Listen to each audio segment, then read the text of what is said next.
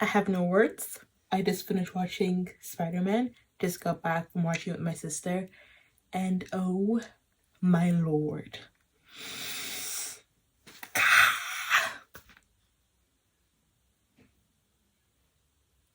Let's get into it.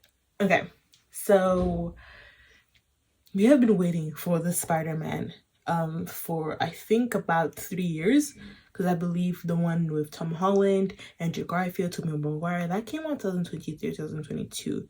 Correct me if I'm wrong, but I'm pretty sure. No, not 2022, 2024. I think 2024. It wasn't last year. 2024. So it's been about 2 years that we've been waiting for Tom Holland's Spider-Man to kind of be a little bit more similar to the comic books, have a little bit more of I wouldn't say depressed vibe, but a little bit more darker and a little bit independent from the Avengers side of it all and the Tony Stark side of it all, because it was a pretty big factor into Tom Holland's introduction into the MCU. He came up with Iron Man, and it was kind of like his and the roost. Do you get that? Do you get the reference? Yeah. Like his son and his prodigy. So it was very influenced by the Tony Stark of it all and the Iron Man of it all. And it's the first time that we were being told by the execs and the directors and the trailers that Tom Holland's Spider-Man would have a little bit of a rebranding. It would be a brand new day. And a brand new day it was. This is going to be a quick review. I am not going to go into in depth on all the plot lines and all the different twists and turns. It's going to be my raw thoughts, my immediate thoughts after the movie. So there's going to be no rhyme or reason. It's just going to be me mumbling, me ranting, me losing my mind for about 10 minutes, and then we're going to go on with our lives. Is that okay? Great. Before I get into it, I want you to acknowledge my cardigan. I recently got it with my mom and my sister to go according to the theme of Spider-Man. So it says W, my mom says for my middle name, which is pretty cool. And then, you know, got the red and the blue. And then a little bit of the yellow and the dark blue, because it feels very preppy, and they're all in college and university, so it kind of fits the vibe and everything. And then I got these really cool press-on nails that I will link in the bio below by a young lady that does them herself. Very, very cool. So if you want anything that's cinematically linked to your favorite movie that you're gonna watch, your favorite show, and you want to have something that like accessories that kind of like exemplify that a little bit harder, please check out Mainly Nails. They're on Instagram, and I believe also on WhatsApp Business. I will show you my nails right now. Can you see that? Can you see the detail? I got Spider-Man. I got the webs. And it's the cat eye glow thingy. Pretty cool. And then over here, I got... It doesn't look like Andrew Garfield's one. That's my favorite Spider-Man, by the way. Don't argue with me. That's the best Spider-Man. Don't argue with me. Don't argue with me. I'm not interested in proving why I'm right. Thank you so much. Okay, first thoughts. I love the grading. I like that it's not a hyper saturated color. I love the grading. And I love the tone of the movie. It's grounded, it's realistic, and it feels like this Spider-Man truly exemplifies and represents the target audience that has kind of grown up with it. Because when the first Spider-Man came out, Homecoming with Tom Holland, that was in 2017, I was still in high school. I just begun high school. And now this last part of his, I want to say trilogy, but it's not. What is it? Something quadrilogy? Right. His Spider-Man series is the fourth one, came out like almost like 9 years later, like almost a decade. So obviously the kids that are watching the Homecoming are either finishing university or already begun working, such as me, suffering, underpaid and overwhelmed. Beyonce said it best. So it feels like it speaks a lot to me, because sometimes life isn't the best. Sometimes life is just trouble after trouble, and it feels like you're trying your best, but nothing really moves and progresses in the way that you want it to. So I felt very much seen with how his life was depicted. It wasn't superficially successful. He had a crappy apartment. His apartment has asbestos, am I saying that correctly? Yeah, so I'm glad that he's like not fully human, because how are you gonna live with that like every day, just like living with that kind of environment? But anyway, and he didn't have any of his friends, obviously, because if you remember the last Spider-Man movie, everybody forgot who he was. So yeah, my man is depressed, poor, alone, bruised, and he's doing the best Spider-Man work he's ever done in his goddamn life. That man is working. And it was so cool. One of the opening shots is him swinging with the guy that it's a guy in a suit. I don't know how to describe it any more than that. If you want, I can put a picture and then that'll make it a little bit better. But I don't want to spoil it for you, you know? But also, if you're watching this video, you should have already watched the movie. So I'm gonna put the photo up. So you'll see it on this side of him swinging the man while he was like swinging between buildings, and that came straight from the comics. So that was really cool, a really nice nod to the comic books.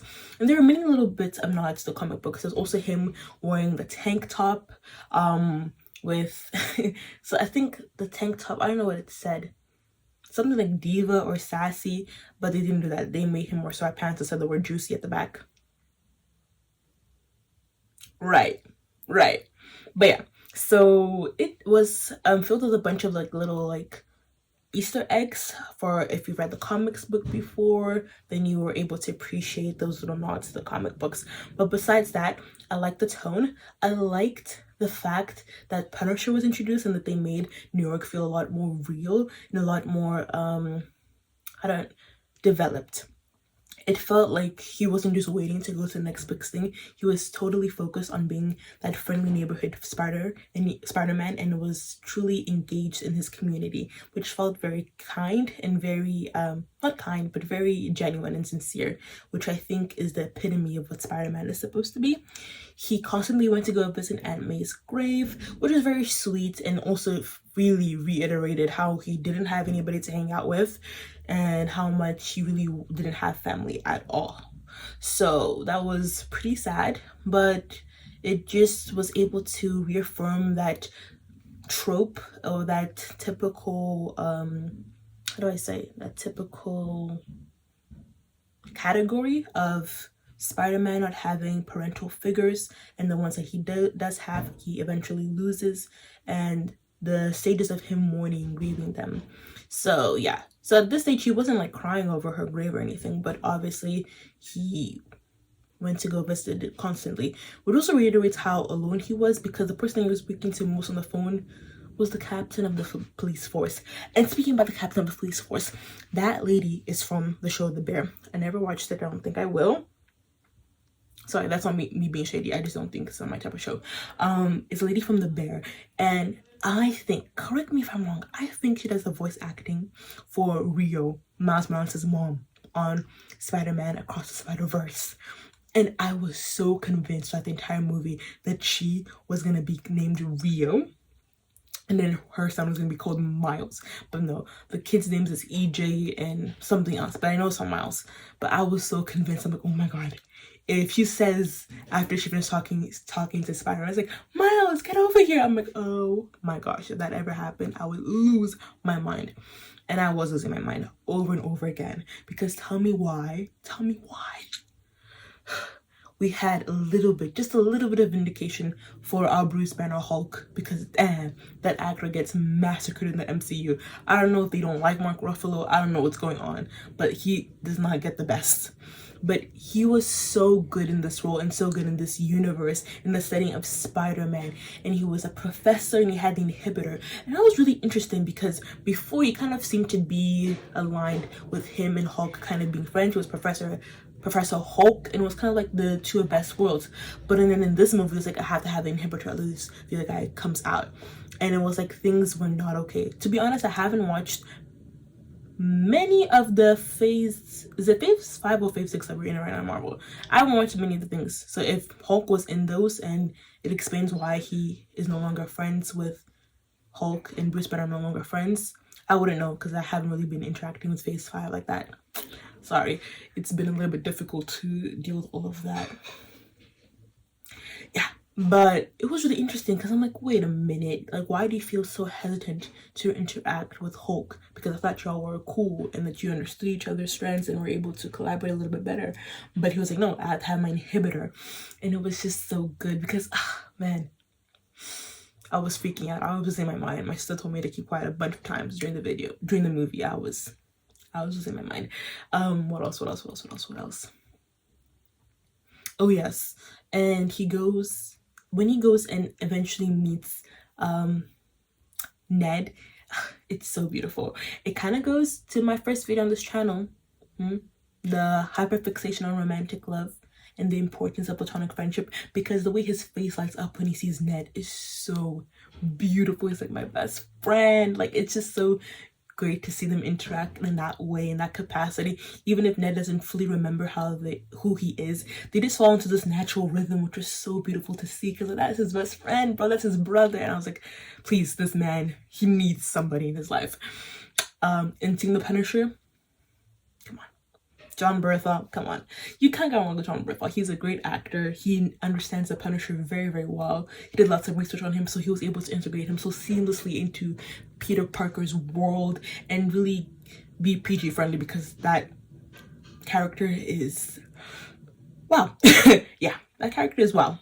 But it fits so well. We had a great dynamic, older brother, younger brother, sibling vibes, and the people kept listening to the theatrics of Tom Holland was very similar to that of Andrew Garfield's Spider-Man. I have to say, especially with like the way that he was speaking when he was in the suit, I'm like, okay, using a little bit of Andrew's broken New York accent. I felt it. I felt the vibe of Spider-Man. Very sarcastic, very funny, even when he's like in the middle of a battle. It was very, very nice to see. What else? I love the introduction of the Sinister Six. We didn't see many of them. It was like in the first bit of the movie, but I think that was a great way to introduce him, to see that he's a veteran kind of in this space. He understands how to use his abilities. He has a routine going on and he's very ingrained into his work. So we had Scorpion and I think it was Wolf. Correct me if I'm wrong, but I think it was Wolf. And then I had to go to our two main girlies of the night. Zendaya, MJ, and Sadie Sink, John Gray. I think everybody knew it was her. There were so many videos on YouTube that I even stopped watching any press tour junkets or anything because I didn't want to get spoiled. I'm like, guys, okay, we get it. You know who it is. Can we just wait for the movies to come out? Because, gosh, like everybody's like, yeah, hey, John Gray, I already made the calculations. I'm like, okay, good for you. Make the calculations, but keep it to yourself. I want to enjoy the movie the way it was meant to be enjoyed. But yeah, so Zendaya's character MJ, it was nice to see. She felt very similar to how doesn't feel very how do I say, different from who she was before the memory wipe and everything. And yeah, I think her facial reactions were really well done when she saw Peter. It felt like as though she knew there was something that she couldn't remember, and that it had something to do with Spider-Man, something to do with this strange Maynard. Crazy name. Maynard? Sorry, you could have just said Tom. Yeah, it was really cool to see her facial expressions, trying to understand why she couldn't remember and why she couldn't pinpoint this person being so naturally comfortable with them, but also not somebody that she ever knew before. That was really cool. And also when she happened to read the letter, because he had gone to go figure out the Jean Grey thing, and she read the letter, I really thought in my hearts of hearts that they would have ended up together, but they did not, which is okay. I understand. It's actually very realistic because obviously she has no memories of him. So that love that MJ had before is not the same. She's literally not the same girl because those memories kind of like build who you are, and she doesn't have them anymore. So that was realistic and I understood it. It was a good choice to make, and I think it was the best choice to make, but it did hurt me a little bit. I'm like, girl, look at this man. He is literally willing to lose his life for you. Please. But that's just me being a lover girl at heart. So you can remove that bias from your opinion. And then what I also really enjoyed was his metamorphosis. It was so cool with the way like his arachnid hormones started going a little bit crazy, and then the organic web food was coming out, and then his eyes were going like completely black. I'm like, oh, beast mode. That was pretty legit. And I have to say, before we knew that Sadie Sink was going to be am I saying it correctly? Jane Green, Jen Green, Jen Grey, Jen Grey.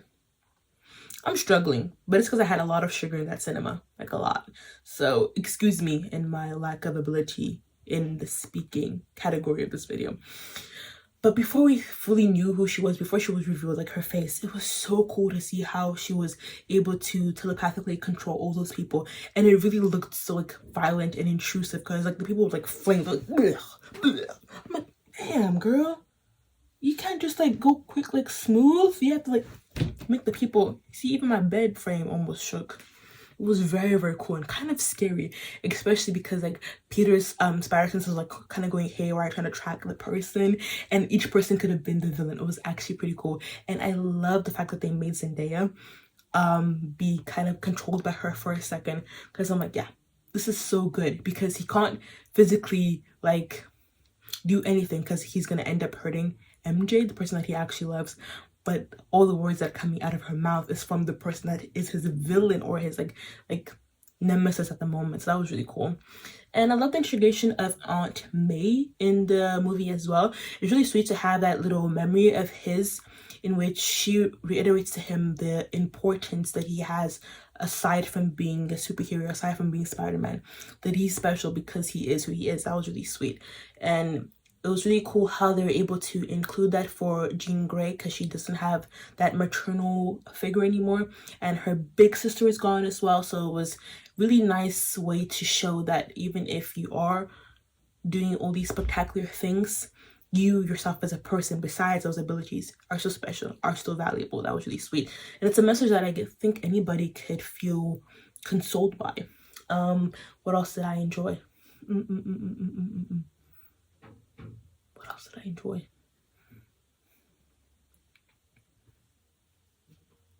Oh, I think it was the part where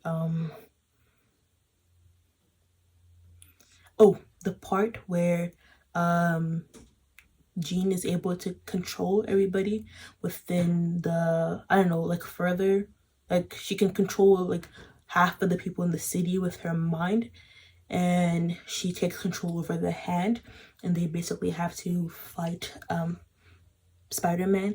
And she asks him, like, these people just want to hurt you, and I don't know why you keep on fighting for them. So who do you want to be? Who do you think you can be? Peter Parker or Spider-Man? And he said, both. Both. I can be both. That was so beautiful, and I think it was a great way to highlight how much he's grown since we last saw him. Because in the last movie, he was really torn by that decision, and he was so torn by it that he was willing to Green Goblin. He was like, ugh, you made my life a living hell, I'm gonna just take you out. But in this part, he was able to defeat the hand but ensure that nobody got tragically hurt. And that was such a beautiful demonstration of him understanding his abilities but not letting that be something that consumed him, not let that take away from the Peter that he knows he is. That was a great way to show it. And also kind of reminded me of Miles Morales, where in the last movie where Miguel is like attacking him and everything, and like saying like, you're not even the real Spider-Man, you were never supposed to exist. And then Miles is like, nah, I'm gonna do my own thing. I'm like, yes baby, do your own thing. That kind of felt like Tom Holland's Spider-Man's moment to say like, nah, I'm gonna do my own thing.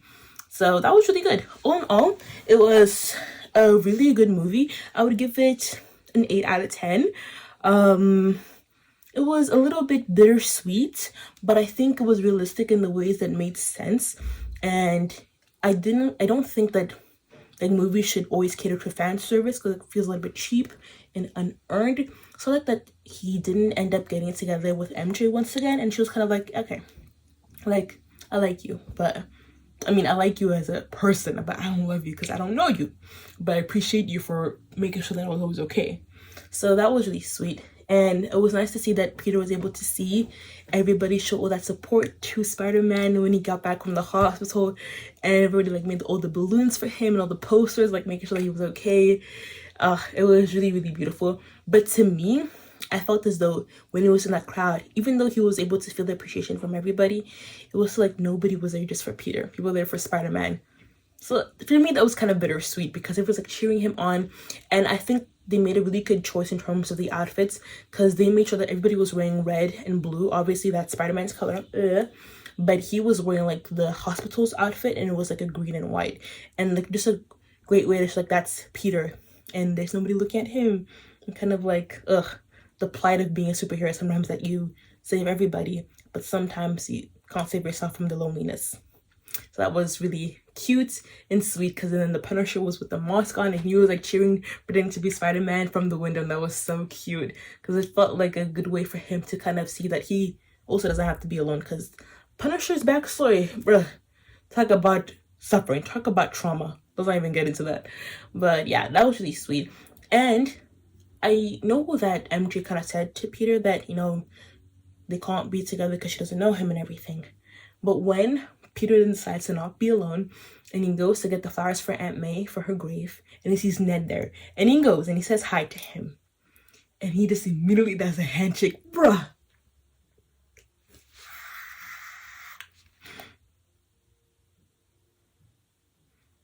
That was amazing. That was everything and more to me. I'm sorry. It was just, first of all, I love that handshake. Such a cool handshake. Such a cool handshake. And yeah, they doing the handshake and like Ned is kind of like, what? But he's able to follow the rhythm so quickly and eventually he's like, it's like, wait, Peter? I'm like, yes, Peter, baby, that's Peter, that's your man, that's Peter. The friends were reunited. And to me, that kind of signifies that MJ will get her memories back because she's like, I can't remember anything. But I think she just needs a moment, like something that is very integral to them for her to kind of get those memories back. Because didn't Ned remember that in that moment? He's like, Peter, that means he remembered something. He knew it was Peter Parker, his best friend, Peter Parker. So we're back.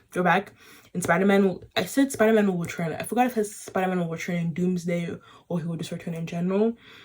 But which Spider-Man? Is it going to be Miles? But yeah. Oh, and it was this running gag between my sister and I. That John Gray, which is played by Sadie Sink, was just Max looking for Elle because her and Lucas broke up and she was like, ugh, I'm over this. I'm gonna rampage the whole city, which is pretty funny. But yeah, that was my review of the movie. It was really good. I obviously recommend watching it, and I'm sure that if you're watching this video, it's because you like Spider-Man or you just want to support my channel, which I appreciate. Thank you so much. But yeah, it was really good. Soundtrack was bomb. Soundtrack was really bomb. Like, there's so many songs that I'm like, I'm gonna add this to my writing playlist. So yeah, it was really good. Thank you so much for watching this video. This is Mel's Mumbles, mumbling once again about one of her favorite superheroes, which is Spider-Man, if you did not get the drift. But yeah, thank you so much, and I hope that you were able to enjoy the movie as much as I did. If not, please let me know your comments and your opinions in the comment section down below. I'm sorry, did that make sense? Let me know your opinions in the comment section down below. There we go. We got it. Thank you so much for watching this video. I'll see you guys in the next one. Ciao, guys.